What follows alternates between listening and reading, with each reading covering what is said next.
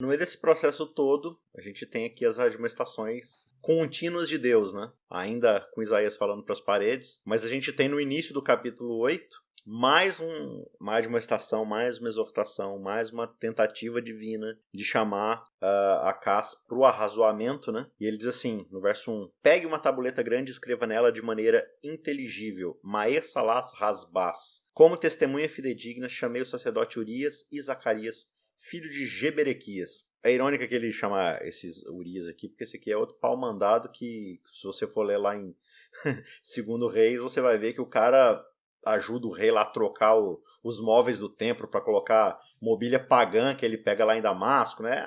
Enfim, dá uma lida lá no capítulo 16. Enfim, Acaz é só bagunça, né?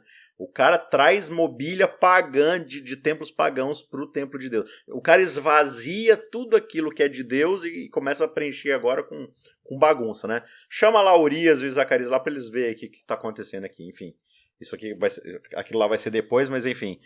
Deus lidando também com seus próprios sacerdotes, né? Tentando exortar os próprios sacerdotes.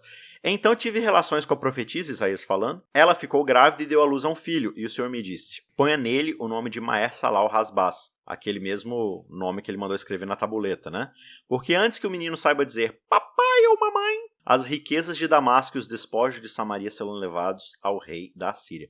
Aqui nesse nome, como na maioria desses nomes aqui que estão acontecendo no ministério de Isaías, a gente tem um significado mais uma vez que ele vai explicar aqui pra gente. Quais são as implicações disso aqui para a história de Acaz? Eu acho que no verso 4 a gente tem um pouquinho do significado do nome do filho, né? Acho que de maneira um pouco mais clara. Uma tradução aí, em algumas versões da Bíblia, tá rápido despojo, presa segura, né? Um negócio assim. E aí a gente fica com aquela interrogação na cabeça, né? Quando a gente lê, o que isso significa? Então, só lembrando, no capítulo 7, o filho de Isaías é uma mensagem para o rei Acaz, e agora, no capítulo 8, o filho também é uma mensagem. E essa mensagem significa o quê? O verso 4 diz, antes que ele consiga dizer papai ou mamãe, as riquezas de Damasco e os despojos de Samaria serão levados ao rei da Síria. Então, o Rony comentou como isso, historicamente, a profecia de Isaías vai se cumprir historicamente, mas o filho, ele é mais uma mensagem, né? É mais uma mensagem de que o rei estava vendo como uma ameaça uma coisa que não era ameaça. E a ameaça verdadeira, ele não estava conseguindo enxergar. E com isso, ele também não conseguia enxergar qual era a segurança verdadeira que ele teria, que é unicamente em Deus, né? Eu acho que essa é uma implicação aí para a gente considerar. E quando a gente vê a história, o que acontece depois com a história de Acaz, ele só vai decaindo, né? É uma decadência moral, é uma decadência espiritual, que chega a ser triste, né? No final, lá em 2 Crônicas 28, conta o que acontece, né? Depois dele ter levado os tesouros do santuário pro rei da Assíria, ele fecha as portas do santuário e ele destrói as outras coisas que tinham ali ele praticamente deixa o templo todo detonado e trancado. Ele encerra o culto a Deus no reinado dele, né? E ele constrói altares para os outros deuses da Síria, que tinha sido derrotada, e da Assíria.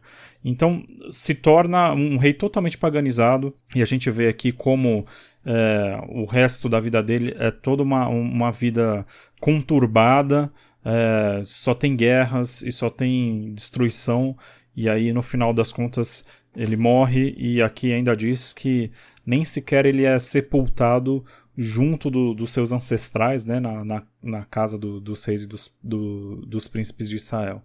Então é um rei que já começa a história ruim, né? Como a gente comentou, ele já é descrito logo lá no começo como um rei que oferece seus filhos como sacrifício, passa os filhos pelo fogo, né?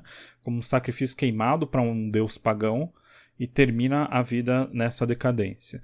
Então, apesar das chances que ele teve dele ter contato direto com um profeta que tinha um contato tão grande com Deus, ter mensagens de Deus vindas diretas para ele, ele toma esse caminho e ele tem esse final desastroso aí.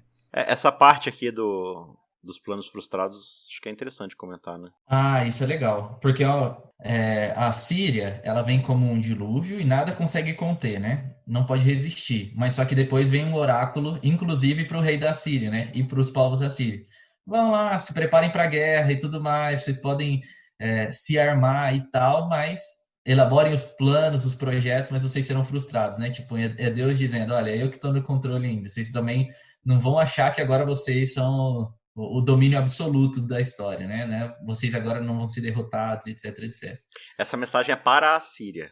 Se eu não me engano, é sim. Porque logo em seguida, ele fala isso, logo em seguida de falar que a Síria vem como uma ameaça. Mas ele fala, escutem, ó povos, fiquem furiosos e serão despedaçados. Deem ouvidos, todos os países distantes, preparem-se para a batalha e vocês serão despedaçados. Os projetos serão frustrados, etc., porque Deus está conosco.